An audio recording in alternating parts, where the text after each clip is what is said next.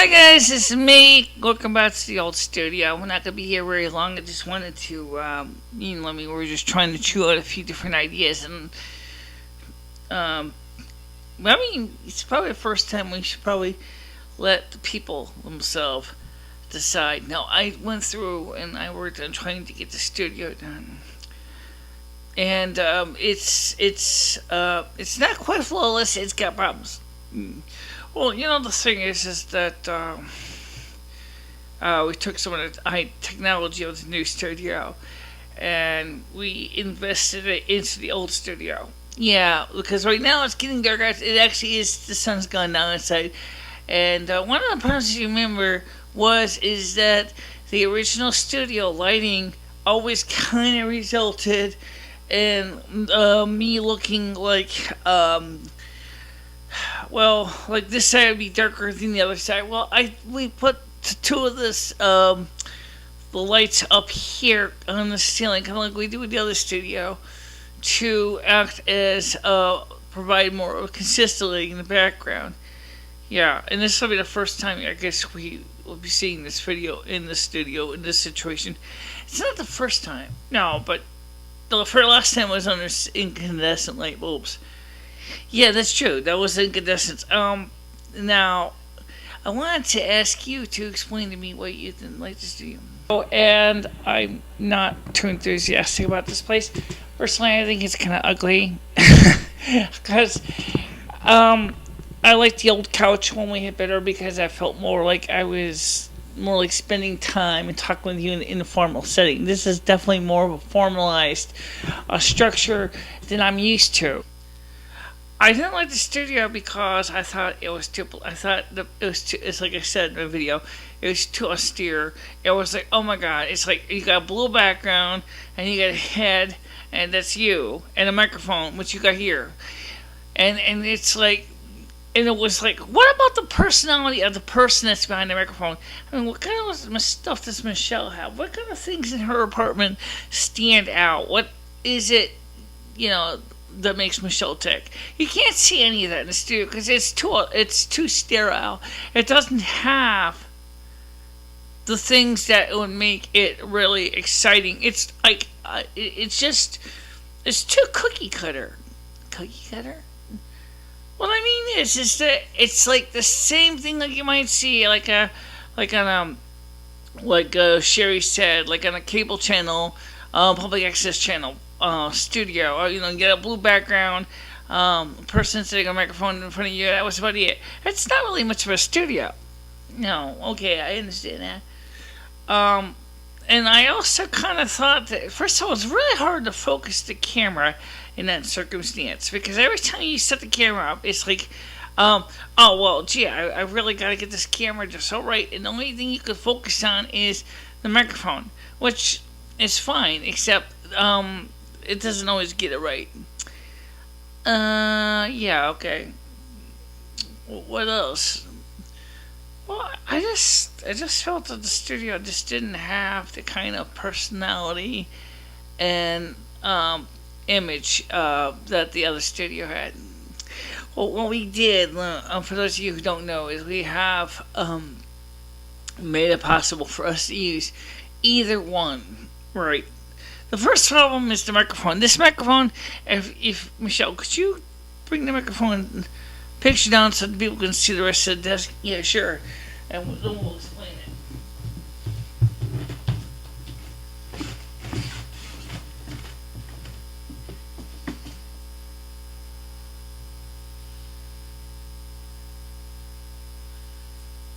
Okay. Stupid. We're just gonna zoom it over here. Now, if you can hear me, I don't know if you can. You will notice that this stand is still bolted to the table from the other room, and that's only because the fact is that this thing is tied with baling wire. It's really difficult to remove it. So instead of tearing that up and potentially breaking the wiring, Michele decided that it made sense to okay. Yeah, okay. So we did was we took the stand into that room there. So that's in here. Uh, because the table is both. That's the only thing is now I'm not sure if we're sending it. We're not or not. Oh, is that better? Yeah, that's better. Now, of course, they still have the video monitor, but now we can see the video monitor as well. Which because the other thing with Michelle's studio had the problem with is you couldn't see the video monitor because you had a basically you were aiming the camera through a doorway, and the monitor obviously has to be near the camera because of Michelle's eyesight. We can't focus it any other way. So every time we would be working on a shot, you have to focus the camera and get the shot composed ahead of time. And then after we get the shot composed, we would get the picture to be done. Yeah, it makes it kind of hard. And I'll be honest, it does. It does, especially since we're having a problem with the next level. The current monitor that we're using for this is is a computer VGA monitor, and its picture on it is a little on the dark side. And I don't know if it's a video monitor problem or if it's just about there's so much lighting in here. But it really doesn't work out too well for everybody. What do you think we should do with that video monitor thing? Well, let's talk about the difference just so you understand, so people can understand it. What it is that the original monitor that we're using was a very simple composite monitor made by a company called BMC. Now, BMC isn't really any well-known name at all. It was a monitor that was made back in the 80s. It was designed for home computers. And it had the ability to do composite video. Yeah. Okay. The problem was, at the same time, the it set ours was set up only for NTSC. Now, also, of course, like a lot of TV monitors, it has a lot of overscan. So that means that a lot of the vision, a lot of the shot, we can't see the edges of the frame because, well, that's just the nature of overscan. Yeah, and that makes it really hard because we're going on YouTube, and so people really are very particular about the shot. And then, of course, when we were doing chroma key, it was even worse. Because this camera, the CB234 camera we're still using that one. We'll get to that next. It doesn't quite feel the frame. And so there's like a little black edge on the left side. You probably might see it when you're viewing this, and you probably wonder what that's from. That's just the camera. That's not the video converter. That's the camera that does that. Right. So hopefully with the new camera that'll fix that problem. In addition to the new camera is coming. It already is in Secaucus, New Jersey. We'll have it by Friday. I think we might have it by Wednesday. We might have it by Wednesday. It would be good because if we can get it here ahead of time, we can set up the shot and get the video ready to go out the door. Yeah, because I think the camera that we're using now is okay. It's just that it definitely is not as quite as high quality. No, it's not. That's the other problem too. Is that not only does this converter that does composite to VGA converter at the interlacing artifacts into the picture, which it does. It also unfortunately makes the picture fuzzier, and so focusing it is a little harder. However, the new camera that we're getting is getting a much higher resolution. To understand the difference, because this thing will let me view a monochrome camera, I set up my monochrome video camera, which looks very similar to the one that we're using for color, except of course it is only a monochrome camera, and I plugged that in, and it has of course lower light level but higher vertical line resolution. The result, I could focus in where we usually had to give it before. I was able to focus on almost on the screen of the microphone using that 35 millimeter lens. I was able to get that focus pretty good. Yeah. Speaking of that lens, what do you think about the 6 millimeter lens that the new camera is going to come with? This is another reason why you're right with the studio, because the 6 millimeter lens would not allow me to set the shot up like this at all. In fact, if we tried to set up that camera, 6 millimeter lens, in that studio, the camera may be about 2 meters away to give equivalent to about, no, I would say more like a meter away. A meter away to give the same equivalent that I was getting with a 24 millimeter lens, 4 times the distance of 4 meters away. So it's really 6 meters. Now it's a 6 millimeter lens. Okay, so 6. Alright, so 4 times the distance. Right. But the problem is that at the same time it also adds in distortion in the form of vignetting, which is really not what I want. That brings a good question: is what about quality lenses? You've been looking at those. Have you found anything? I found a few nice ones, but the prices are a little bit steep. Yeah, okay. I saw a nice Canon C-mount lens with a zoom function that could really seriously give much higher resolving power. But remember, the first thing is we gotta understand is there are 3 things that is going to affect your quality of your picture. Let me just make sure we understand them, because people sometimes get confused. Number 1, we're talking about videography and photography. The word photo means light, so that's the first one. The light and the quality of that light is going to affect your picture. So if your lighting is lousy and it doesn't really do good justice, it ain't gonna matter how expensive your camera is.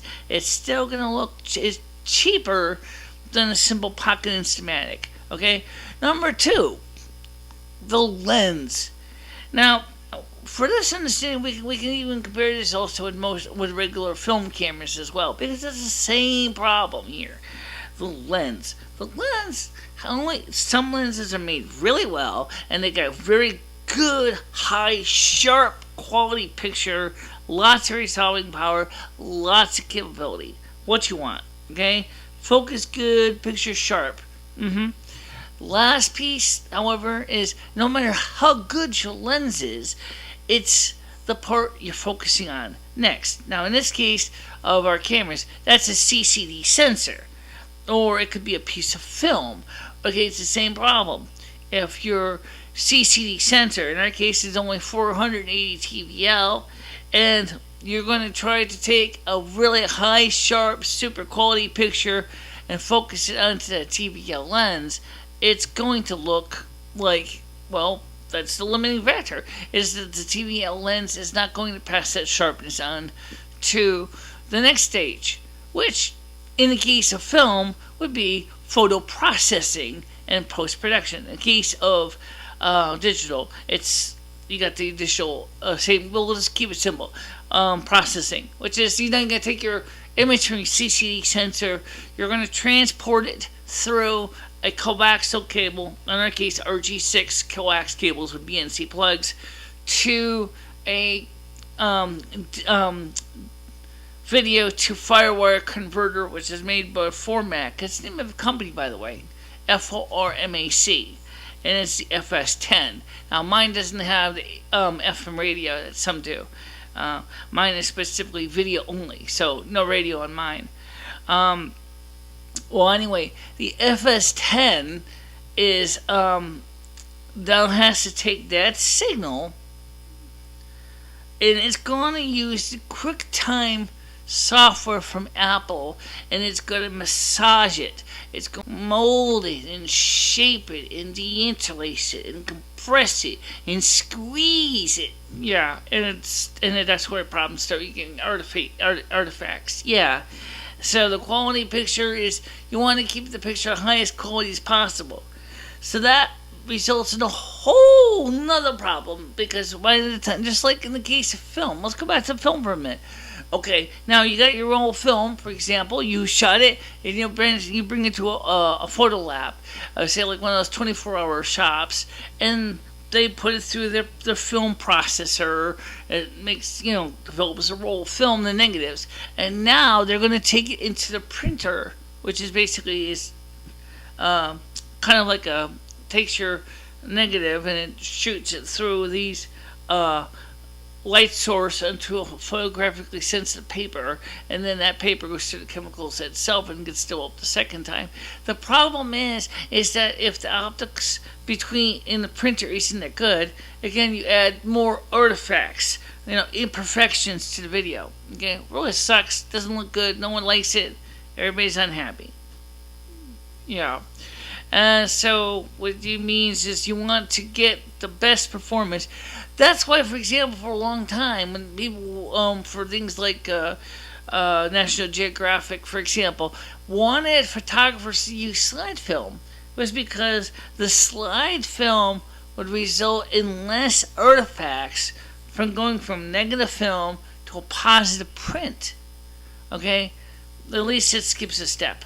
Well, that has its own problems, but in this case, keeping it simple. In fact, the case of most video is definitely more like a slide image than a print image. That is, you take your picture from your camera is taking the positive image, it's sending it into the computer is reading the ones and zeros, it's assembling a frame, the frame is then going out onto a file. The file is then probably, like if it's in DV, like we shoot in, it's huge. I mean, it's a gigabyte. It's something like a gigabyte per minute or something like that.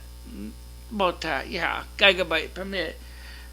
Enormous. That's too big to upload to YouTube. That took me days. Okay, actually hours anyway, hours. And then what's YouTube gonna do? They're gonna do what I should be doing here, which is to compress it, so we compress it into MP4. But now, all of this stuff is going to take the sharpest image and is going to turn it into something that's softer, greenier, and is going to look less ideal. Now, let's talk about this couch. This couch, I use this couch to focus my camera along with the microphone. So what we do, we focus on the stuffed animals here. This has got lines in it. Now this kind of works out good for TVL because these are vertical lines, okay? They go down here. I don't know if you can see that. Okay, they go right here. Okay, they go, or, the same in the microphone, you got these horizontal line banding here in the microphone. It's the same deal. When you focus everything good, you get a nice, clean focus, and it looks good. But when you get done processing it into MPEG-4, quality kind of disappears. Yeah, that is the problem. It definitely is an issue. Yeah. Okay. So the point is that the quality. Now the problem is as far as the studio goes, there's an emotional thing, like you pointed out.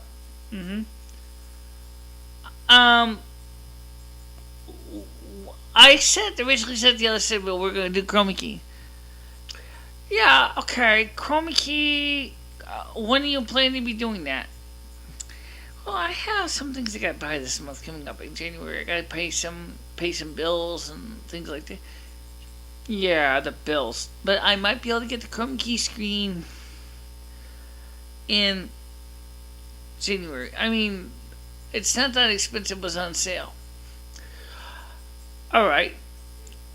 And it's really would definitely make a difference as long as you decide to compose a picture on top of it. As long as you're not wearing green. If you're wearing green, all bets are off the table. It's not going to work. You can't work with blue. We already tried. Blue doesn't work with iMovie. No. So what's the next step? I mean, if we can't do blue screen, and we can do green, that means that you're limited to Well, green screen is the most common. Yeah, but sometimes you might need other colors too. Let's say, for example, at St. Patrick's Day, you want to wear a green top um, and you want to show a picture of a rainbow and leprechauns behind you. You know what's gonna happen? Yeah, I'm gonna look like a Cheshire cat. All you're gonna see is my head floating into space. That's bad. Yeah, they're green on you, right? Yeah. So follow it around. Okay. Yes, we do our omelet on. Yes, we do. All right. Wait. No, the point I'm trying to say is that um, so the green screen was indeed. I still do want to focus on it. Oh, I understand that, but the problem is right now is you don't got a green screen. And I think that's the reason why I got a little bit upset with the whole studio idea. I was like, first of all, I mean, once it gets to be summer, it's going to get really, really warm. There's not enough air conditioning horsepower in this apartment to cool that room, this room, and the bedroom at the same time. That's true. Yeah, that is always a problem. Yeah, that's a problem too. Yeah, absolutely. And the other thing is that no matter how you do it, there's just so much you can do. Okay, so now let's talk about the next thing. The new camera. Yeah, like I said, that might be here probably by Wednesday. Now, I have a doctor's appointment by this week. I have a doctor's appointment on Wednesday. So, hopefully, like I said, I really, really hope the camera comes in. It's going to be on time, and we'll get a chance to give some time to set it up. And I said I would do a review of it. But you know what? I just found out from a friend of mine who bought something from China. Is that she found out that the thing that she bought from China didn't work. It wasn't what you told her to buy either. No. Her husband thought that would be a better idea, and was it? No. And it turned out that the charger was defective. So what I'm worried about is, and I'm going to need to watch out for it, is make sure that we don't run into the same identical problem where we set the camera up, we're all excited, we get the camera ready to go out there, do an unboxing in front of live TV, and all of a sudden find out that the camera's borked. That really would really, really, really ruin my day. So what we're gonna do is we are going to unbox it ahead of time before we do it on video, only because I want to make sure it works and everything before I commit myself to looking like an idiot. Yeah, okay, it makes sense. Now, also, there's questions about my subscribership. I think one of the problems you're running into, Loom, is that you're not as well known. You don't really have the presence. I mean, look how long it took me to get where I am today. I mean, it's 23, 24 users. I mean, subscribers, that's not really very many. No, but you've been doing pretty good. I mean, was it more or less? That's a good question. I think I had, I might have more than that. I keep saying 24. I think it was like 32 at one time. One time it was like 34, 35. I'll need to go back and look into it. Yeah. Okay, so I mean, I definitely got the users. But I also noticed that most of those people are not really commenting on those videos either. So I don't know, for example, if they really see the studio issue that you were complaining about is really a big issue. Because they're not talking to me. They're not saying, hey, you know what, we like the new studio better. Or we like the old studio better. The few I've talked to said, use which one you like. The problem is that it's not really helping me because, I mean, I gotta look at what kind of material we were gonna do. You were gonna originally use overhead transparencies, and in that case, that studio works out great because, I mean, you put a white, movie screen up, and you get that overhead projector going. Yes, transparencies make sense because it's a long room. You can put the overhead projector on the stand. and that would look good. But the problem is that people kind of like also like the old studio here because they felt like I said earlier, is that they got to see more of you and your personal life in the background, whereas the new studio is really formalized. Well, okay, I can see the point, um, and but still, I mean, what do you think? What would you like to see in your videos? Well, I haven't done really very many lately. I think the reason I haven't done very many videos is because of the same reason that everybody is sitting there is, you know, they're all getting ready for holidays, so they're all focusing on getting Christmas presents and everything. And I noticed that people just are not watching my videos at all. Yeah. Of course, there is one thing I will admit that is a potential problem, which is everybody does know this, is that with the new studio, okay, you can see MicheleMarieDalene much better separately from the wall. Yeah, I kind of blend in. Yeah, you blend in pretty well. But on the other hand, some people like that look, so I don't really know what to say about that. If you blend in, that's great, I guess. Yeah. Now, of course, the new camera is going to help a lot in a lot of areas. Let me just explain some of the basics about the new camera so people understand it. You can set the camera for aperture priority and shutter priority. Those are the two programs it has. Plus, it also has completely manual operation with manual and automatic white balance adjustments. It also, because it is a security camera as well, allows for motion detection as well as privacy zones. Privacy zones. I'm not going to use that. I don't really need to. Right. So, also it has the ability to be labeled for, you could put into your video stream a label. So, like in this case, I could say, PAL video or, in Living PAL or something like that if I wanted to, or I could just go ahead and add that later. It doesn't matter. Obviously, if you add it into the camera, it's not going to be like you can go over there and just start with the video and then fade out, without basically interrupting the shot. You'd have to, yeah, I know. On the other hand, also it has nighttime mode, which is monochrome, which can also be activated in the daytime as well. So you can actually have a monochrome mode even in the day. But because it doesn't have a color burst in monochrome, it's not going to mess up the situation with the digital converter. That's a good question because I don't know alone, because some of these I know in the case of the in the DV NTSC DVC Pro NTSC it does.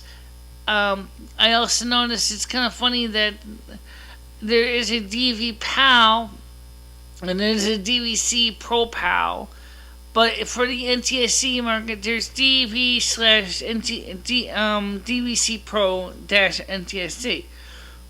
So there is a combination mode, whereas with the with the PAL, they're separates. Yeah. So I'm gonna do is I want to experiment with that. We get the new camera. We're gonna, do our best to get that camera working better. And also, of course, I think too is that we would both love to hear from you, audience. Please, yeah, we would. So why don't you contact us? Okay, here's our email addresses: bsandboyichela3@yahoo.com or bicHela3@gmail.com. Or you can always reach me at lumifinistra@gmail.com. And you can reach our two channels. Well, do we have to keep going there? You know the route. Oh, okay. http://www.youtube.com/BICHELA4. Or you can reach my channel, which I could always use your subscribers, please. At the tiny URL I will give you to make it easy, it's http:// www.tinyurl.com/LUMIFINISTRA and click the subscribe key. And don't forget, always welcome to your comments, suggestions, concerns, whatever. And for those of you who would like to definitely speak up what you feel about the studios, plural. Notice I said plural. Just send us an email or a comment below the video here in the comment section down there, and I will read them. Lumi will read them. If you want to send a comment to Lumi, that's fine. Just make sure that you make sure to address it to Lumi and not Michele. Okay, and we'll read it through and determine what it is that you're trying to say. And yes, folks, we do accept negative comments, but we do ask you, please understand, we'll do our best to answer even the negative ones in a realistic way. When we say realistic, we mean like within within a paragraph or two, and try to keep it short. If we think it's going to go longer than that, we'll gladly make it into a YouTube video. But I don't think that's going to be a big issue, because most likely you guys ain't going to be talking. You know why? Because you guys don't like to talk. You like to just watch, and that's fine too. But I mean, you don't ask us questions, we can't answer them, can we? No. All right, guys, I gotta go. Talk to you later. Bye, everybody. Bye.